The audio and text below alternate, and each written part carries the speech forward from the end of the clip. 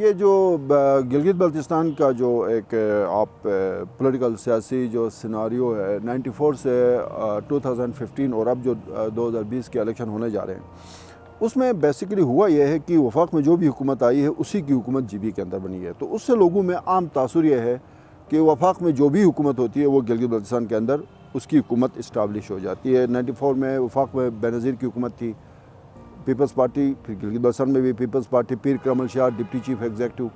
99 میں تھوڑے سے ریزلٹس اس لیے مختلف تھے کہ 12 اکتوبر 1999 کو مشرف نے نواز شریف کی حکومت کا خاتمہ کر دیا۔ ایگزیکٹ 20 دنوں کے بعد الیکشن ہونے جا رہے تھے 3 نومبر 1999 کو، اس میں پھر ایک مخلوط سی حکومت بن گئی۔ تحریک جعفریہ پاکستان اور پاکستان مسلم لیگ نون کی کولیشن حکومت بن گئی۔ فدا محمد نژاد تحریک جعفریہ پاکستان کے ٹکٹ سے الیکشن لڑ کے آئے تھے، وہ ڈپٹی چیف ایگزیکٹو بن گئے۔ 2004 میں تیسری مرتبہ الیکشن ہوئے، قاپ لیگ اور مشرف کی حکومت تھی وفاق میں۔ گلگت بلتستان میں بھی قاپ لیگ کی حکومت گئی، Amir Ghazanfar Khan deputy chief executive بن گئے۔ پھر 2009 کی طرف آپ چلے جائیں، وفاق میں پیپلز پارٹی کی حکومت تھی، مہدی شاہ کی حکومت بن گئی پیپلز پارٹی کی۔ پھر 2015 میں آپ چلے جائیں، وفاق میں نون لیگ کی حکومت تھی، یہاں پہ بھی نون لیگ کی حکومت بن گئی۔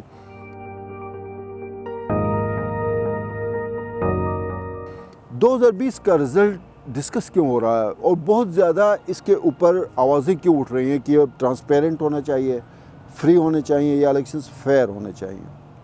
اس کی ایک بنیادی وجہ ہے کہ لوگوں کو یہ تھوڑا سا کہیں پہ کنفیوژن آ گئی ہے کہ وفاق میں جو بھی حکومت آتی ہے اس کے لیے آپ کی انتظامی مشینری بھی حرکت میں آتی ہے، آپ کی جو نگراں رجیم ہے وہ بھی حرکت میں آ جاتا ہے، وفاقی ادارے بھی حرکت میں آ جاتے ہیں، اور ظاہر ہے مطلب آپ کا جو اسٹیبلشمنٹ ہے ایک جس کو ہم مقتدر حلقے کہتے ہیں وہ بھی سپورٹ کرتے ہیں۔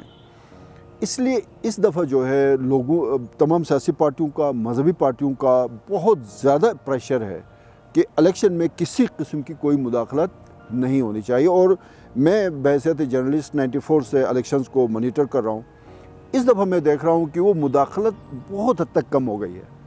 انتظامی مشینری کی مداخلت بھی بہت حد تک کم ہو گئی ہے، انتظامیہ کی مداخلت بھی بہت حد تک کم ہو گئی۔ وفاق بھی اس انداز میں مداخلت نہیں کر رہا جس انداز میں اس سے پہلے جو ہے الیکشنز میں یہاں آ کے وہ کام کرتے رہے۔ اس کی ایک وجہ یہ بھی ہے کہ جو الیکشن ایکٹ 2017 یہاں پہ لاگو ہوا ہے اس میں بالکل واضح طور پہ کہا گیا کہ کوئی بھی پبلک آفس ہولڈر الیکشن مہم کے دوران آ کے وہ نہ اعلانات کر سکتا، نہ جلسے کر سکتا، نہ کیمپین کر سکتا ہے۔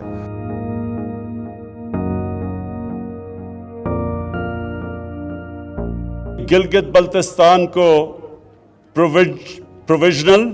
پروونشل سٹیٹس دینا ہے جو ان کی ڈیمانڈ تھی بڑی دیر کی۔ اس سال تھوڑا سا وہ مختلف اس لیے تھا کہ 15 نومبر کو الیکشن ہونے جا رہے ہیں۔ اب ظاہر ہے الیکشن سے 15 دن پہلے وزیر اعظم پاکستان تشریف لاتے ہیں تو اپنی پارٹی کے لیے وہ کیمپین کا بھی ایک حصہ بن جاتا ہے۔ میں ذاتی طور پہ اس 72 گھنٹے کے دوران جن لوگوں نے یہ حکمت عملی طے کی تھی کہ الیکشن سے کچھ دن پہلے سٹیٹس یا صوبے کے درجہ دینے کے اعلانات کر کے لوگوں کو اٹریکٹ کیا جائے گا پی ٹی آئی کی طرف، وہ تو فلاپ ہو گیا۔ آپ سوشل میڈیا کو اٹھا کے دیکھیں، آپ مقامی اخبارات کو اٹھا کے دیکھیں، آپ مذہبی جو ہماری دو بڑی جو ہے نا وہ کیا کہتے ہیں پلیٹ فارمز کو اٹھا کے دیکھیں، اگر تو قاضی نثار کی طرف سے جو ریئیکشن آیا وہ تو منصوبہ فلاپ ہو گیا۔ وہ لوگوں نے کہا یار اگر انہوں نے یہ سارا کچھ کرنا تھا تو الیکشن کے شیڈول سے پہلے آتے پرائم منسٹر۔ جو ریزلٹس انہوں نے 15 نومبر کو لینے تھے نا وہ شاید مطلب اس میں ناکام رہے، اور اس ناکامی کی سب سے بڑی وجہ تھی کہ وہ ٹائمنگ تھی۔ سیاسی طور پہ ٹائمنگ اتنا اہم ہوتا ہے کہ جو کام 2-3 مہینے پہلے ان کو کر جانا چاہیے تھا وہ آ کے انہوں نے جو 15 دن الیکشن سے پہلے انہوں نے جو کچھ کیا ہے، اسی وجہ سے وہ بالکل ٹھس کہتے ہیں نا، وہ جو ساری توقعات لگا کے بیٹھے تھے اس پہ، وہ ساری توقعات ان کی دھڑام سے وہ نیچے آ کے گر گئی۔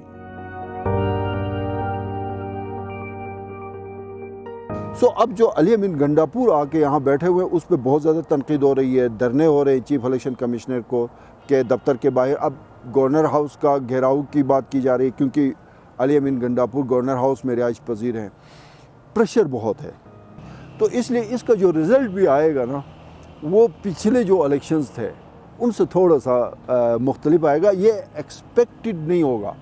جو رزلٹ پہلے ایکسپیکٹڈ ہوتا تھا وفاق میں اس کی حکومت ہے یہاں پہ بنے گی, یہ تھوڑا سا غیر متوقع سا رزلٹ ہوگا, جس کی بنیادی وجہ ہے کہ بہت زیادہ پریشر ہے کسی بھی قسم کی مداخلت کے حوالے سے, اور اس پریشر کی وجہ سے پھر آپ کو پتہ ہے کہ یہاں پہ پیپلز پارٹی کو بلاول نے آ کے جس طرح سے لیڈ کیا ہے, آج کوئی 2 ہفتے ہو گئے وہ گلگت بلتستان ریجن کمپلیٹ ہو گیا, گلگت ریجن میں وہ بیٹھے ہوئے ہیں, پیپلز پارٹی کا کارکن چارج ہے, پی میلن نے کل جس طرح سے احتجاج کیا ان کے کارکن بھی چارج ہیں, جمعیت علماء اسلام والے بھی بہت زیادہ ایگریسولی ان تمام معاملات کو دیکھ رہے ہیں.